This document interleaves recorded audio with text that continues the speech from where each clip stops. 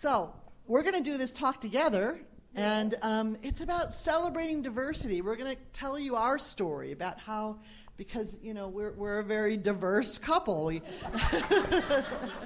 I came from the Midwest, from Michigan, and grew up there. And Andy grew up in San Antonio, Texas. So even that is different. But we inhabit a universe, as Desmond Tutu said, that is characterized by diversity. I remember flying over the country once and seeing flying across the country and looking down and seeing the different topography and landscapes, and some of it's green, some is brown. I thought, God loves diversity. The earth is diverse. Everywhere you look, there's diversity. There's not one type of flower. There's hundreds of types of flowers. So how can we say that we all need to be the same? That would be pretty boring. Buddha said, he who experiences the oneness of life sees his own self in all beings, and all beings in his own self. So we know, as religious scientists, that what we see is a reflection of what's within us, and that what we see in others is a reflection of how we feel about ourselves.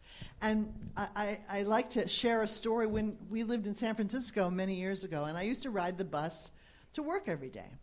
And sometimes in the same bus, like 8 o'clock or 7:30, whatever time it was. And some days I'd be on the bus, and San Francisco is a very diverse city, and I'd look around and I'd say, look at all these cool people on this bus.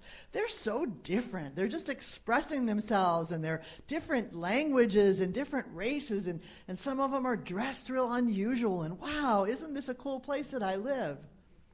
And some mornings I'd get on the bus and look around and go, oh my God. These people are weird.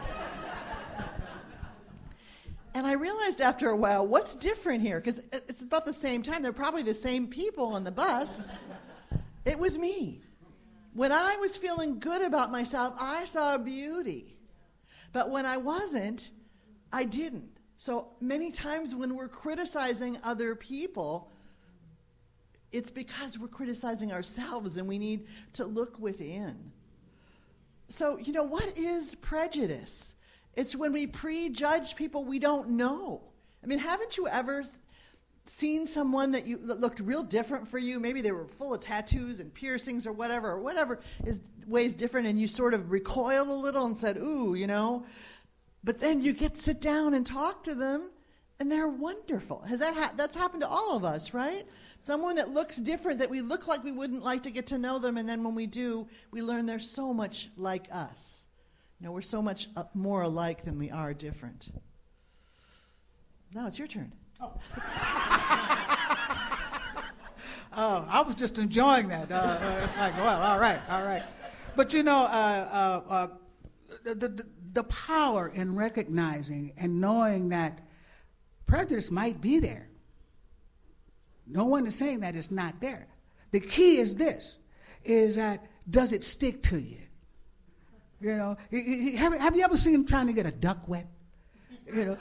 Water just rolls right off of it, So in other words, when we allow ourselves to be a big, to get bigger and to expand, then what that does is that we recognize the diversity in everyone, knowing that we're all one. There's only one thing here.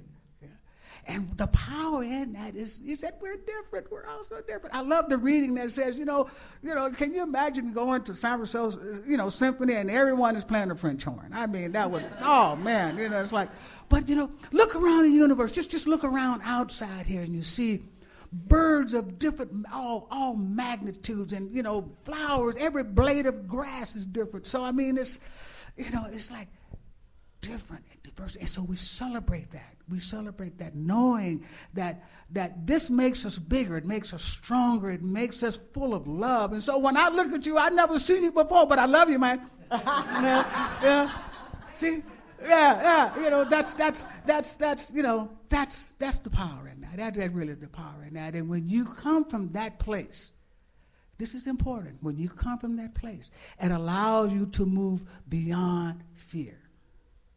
because fear keeps you stuck. If you say, I don't know what that is, so I'm going to just stay right here. I know it ain't working, but I'm going to stay right here anyway. Yeah. So it allows us to be free and move beyond fear. And then from that point, we really grow and see the beauty and the joy of everyone. I mean, piercing, everything, everybody's piercing. I mean, everything. It's like, oh, man, you look good. It's like that. That's right. And when you, like we said, when you get to know people, when you get to sit down and talk to them and know them, then we discover how alike we are. And when I first got out of college, I taught school. I taught junior high school. And the first 2 years I taught at a school where the black kids were bussed in and the white kids were bussed in to meet together. And they had lots of problems at that school, lots of fights, lots of racial tension. But the next school I taught at for the next 2 years, the kids lived in the same neighborhood. They walked to school together. They knew each other. They might be their best friend might live next door to them and be of a different race. But in that school, was much more peaceful. There weren't the problems because people knew each other. They didn't judge them without knowing them because they actually knew them. So we're going to share our experiences with you of being together as an interracial couple. And Andy has a really interesting story to share with you. But before I share the story with you, there was a quote that I wanted to share with you, and I totally forgot. I got to going, and I totally forgot. But I want to share this quote with you because I think it is so important. It's from Love and Law. And it says, there is one, not two. Never forget that. Anywhere in the universe, just one. That one life is the substance of everything. It is one in unity, but multiple in manifestations. It is one substance from which an infinite variety of different things come. But every one of those things is made out of the same one thing. We're joined at the hip, folks. So, now, story, right? Yes, story. I'm just bubbly this morning, so I mean, it's like it feels so good.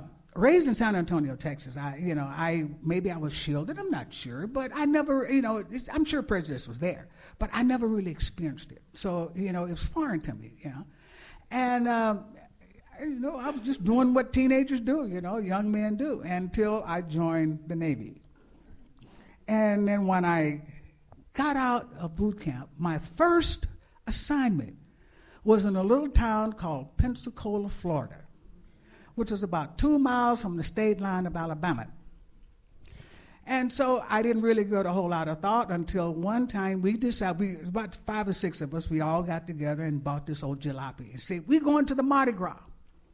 So we bought the car, pulled our money together, and we left the base. I never will forget, I had on my Navy whites. I mean, it's like I had my hat, my Navy hat on. I mean, we were like dressed to kill. We was going to make this drive. So we drove for a little bit and stopped at this restaurant. That's when I saw the sign. It said, colors in the back. I said, okay, I'll go around the back, I'll go around and get a burger, it's not a big deal, but the rest of my friends and it's no. We join together, we live together, we fight together, we die together. We going in here together, I said, no, we really don't need to do this, No, we're going, so we went in. Now, I want you to imagine this. Imagine if you go into like a restaurant, an eatery of some sort that's pretty big. And you got kids, everybody's noisy, you got huge tables in the back with whole families. You ever been to a noisy restaurant like that? It's like you have to raise your voice 2 decibels just to be heard because it's that noisy. I walked in the door, and you could hear a pin drop. All eyes was upon me. And I said, oh, so this is what this is. Yeah? So that was my first experience, serious experience of what prejudice is about. So I went up to the counter, they made me go up to the counter, cooking me by an arm. We want a hamburger, he's going to get a hamburger. No, we can't say, we got to go around the back. And I said, that's all right, I go in the back. No, we go there. But to make a long story short, we ended up not getting served, really, because after a couple of minutes of that, And it was so quiet. Nobody said anything. This whole entire restaurant, and I'm seeing people reach underneath the table. So we started backing up. And baseball bats, all kinds of weaponry came out. And we to this day, I'm so thankful that the car cranked, because a lot of times it wouldn't crank, and we had to push it. In order, so 3 shift on the column, we had to, put in the first gear and pop the clutch, it started up. And do you know they chased us all the way back to the base? All NAAS Softly Field, Pensacola, Florida. I never will forget that. And I never left the base until I got transferred.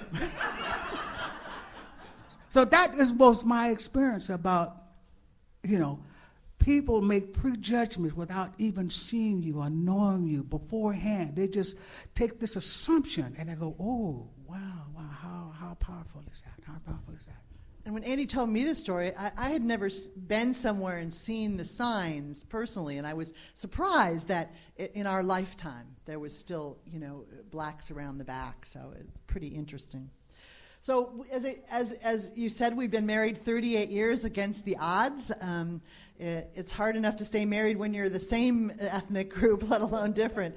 But we met in San Francisco. I walked into a jazz club that Andy's band was playing in, and I fell in love with the keyboard player. So, and that was the end of that. It was kind of love at first sight. And so we lived for many years in San Francisco, which, as you know, is a very culturally diverse city. And so we kind of fit in. We didn't really experience prejudice there. We fit in with people. And as a matter of fact, our youngest son, Aaron, went to a wonderful multicultural preschool, Pacific Primary in San Francisco.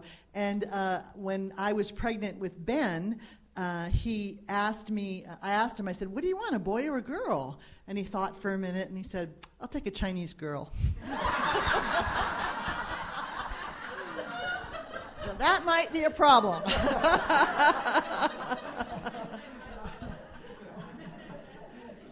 But when you live in a place and you you go to the corner store and you meet a Muslim maybe who runs the corner store, and you rub shoulders with them every day, you end up talking about your kids and the weather, and there's the differences fall away. I just tell you, but when you rub shoulders with someone that is different from you, there is a unique experience about that. Where we live back in Oregon, there's at the bottom of the hill, a couple of miles down the road, there's a little corner grocery store, like a 7-Eleven, and this Indian family. You see him, you go in, you go, hi, how you doing? You never, and you don't really speak to him, but you don't talk to him, but you say, hi, how you doing? You kind of make small talk. But one day, I went in the store, and we started talking. Oh my God, this gentleman has been all over the world. He has lived everywhere. And I mean, his family, he's done all these amazing things. And I'm going, you did what? And my question was to him is, how'd you end up in Roseburg? You've done all these amazing things. But I would have never known that until I took the time to recognize and see him as this wonderful, beautiful human being. It took the time to get beyond the surface stuff. And really address him for the person who he really is from the heart. Well, so eventually we left San Francisco and we moved to Fremont in 1979, and after a few years we found the Religious Science Church there. And so we began to learn about principle, and we began to use that in our lives. And so we really have not experienced a lot of prejudice. People will look at us out of curiosity, a few things, but we really have walked through life pretty easily. Because, we attract what we are, right? We attract what we are. And then 9 years ago, we moved to Roseburg, Oregon. Almost 10 years ago, we moved to Roseburg, Oregon, and took the Center for Spiritual Living there. And until we got there, because we fell in love with the area and everything, we didn't really realize that it was a very white, poor, Republican community. And, our kind of churches do better in diverse, progressive, affluent areas. So it was like, oh, this is different. And Oregon has quite a history. They were the only state admitted to the Union with laws in their constitution that said blacks could not live and own property in Oregon. And they had sundowner laws, like they had a big sign in one of the towns near where we live. We never saw it, of course, it was years ago, but that said, N-word, don't let the sun go down on you. So we know why that's not very diverse in our county in Oregon. And it was illegal for blacks to move to Oregon until 1926. So we thought, what are we in for here? But Andy can tell you about our experience of living there. We've had just a wonderful time living there. I mean, we live on the river. I mean, the people I have met, some of the most incredible people since we have lived there. And one of my friends there that I play golf with, he's a Baptist minister, and he gives me these horror stories, and he's looks a at me, black guy. and he looks at me, and I says, "Not me." I haven't experienced that. You haven't experienced He's had that? death threats. Yeah, he's had death threats, and we haven't had any of that. And I said, no. And, and I try to explain to him, I say, your consciousness goes before you. It really does. If you're bathed in love, and you're bathed in unity, and you're bathed in oneness, when that stuff comes, you go, oh, thank you for sharing, goodbye. And so, I since we've been there, I've been doing Little League, and, we had 4 or 5 baseball fields there. I've taught juniors, I've taught, little tiny guys from 8 years old up, and, I look around, and I'm the only black guy on the whole entire field. And now hundreds of people out there. I go, well, all right, I get a chance to, spread some color here. This is good. And he just becomes Coach Andy. Yeah. The kids get to know him, the parents get to know him. So we're out in the community doing things, and people get to know Andy, and so it's different. The prejudices fall away. We kind of got to move along here. We're taking a long time, because we have a little video that we want to show you. But so living in principle has helped us because we know the truth. We know oneness, and we live oneness. And as Ernest Holmes said, the mind is a magnet, and we attract that which we identify in self. So, but how do we celebrate diversity? How do we celebrate the diversity that's all around us? Now, see, we speak a lot to communities in Oregon where, you're so lucky. That's one of the things we miss about California is the diversity. The diversity that we have here is so wonderful. And the great restaurants. We don't have the great restaurants. We don't have a good Thai restaurant in Roseburg, Oregon. But one of the ways we can celebrate diversity is by learning about other cultures, becoming interested, talk to people who look different from ourselves, and ask them about themselves and their culture, and invite someone over for dinner. When Arun Gandhi is Gandhi's grandson, and we had an opportunity to hear him speak in San Jose many years ago, and he said that when his grandmother moved to the United States, she was surprised that no one talked to each other in the condominium complex that was there, and so she arranged a potluck where everybody brought food. They all broke bread together. But isn't that a great representation of how we can all sit down together and enjoy each other and get to know each other? And so learning about other cultures and their food, watching international movies, just any way that we can familiarize ourselves. Invite someone to church that's of another nationality or ethnic group or race is a great way to do that. And so we encourage you as even more in your lives to celebrate diversity and to let go of the fear and to cross that barrier to people that seem different. And remember that we know that we're all one. We're all one. It's like different flowers in a bouquet. There's nothing to fear because we're all one. And Andy wrote a wonderful song about this.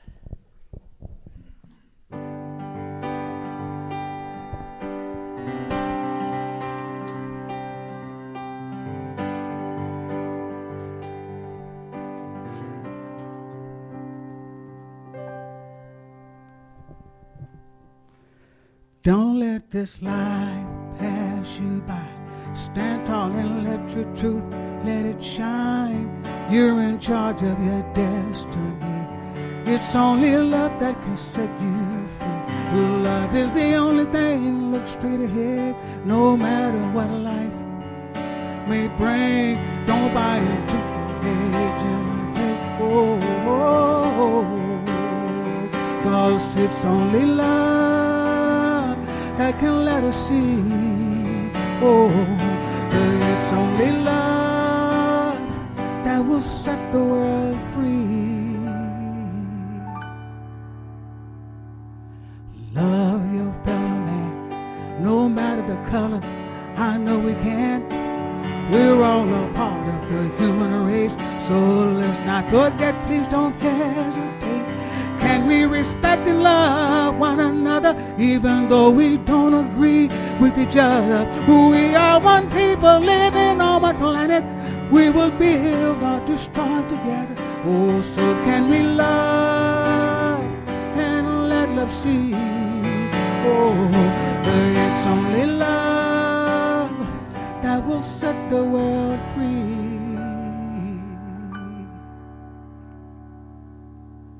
Don't wait for the by and by, thinking it will come somewhere in the sky. It's only up to you and I, so let's live it from the inside out. Oh, can we respect and love one another? Gay or straight, let's love each other. We are one people living on one planet, who we will build or destroy together. Oh, so can we love and let love see? Oh, it's only love that will let the world be.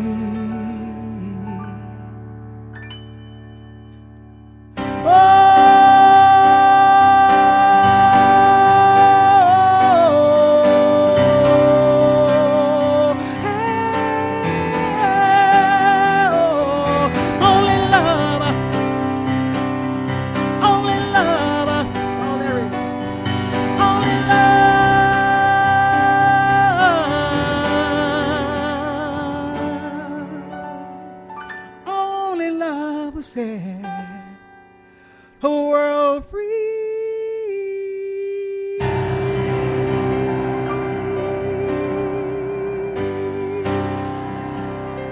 Only love will set the world free.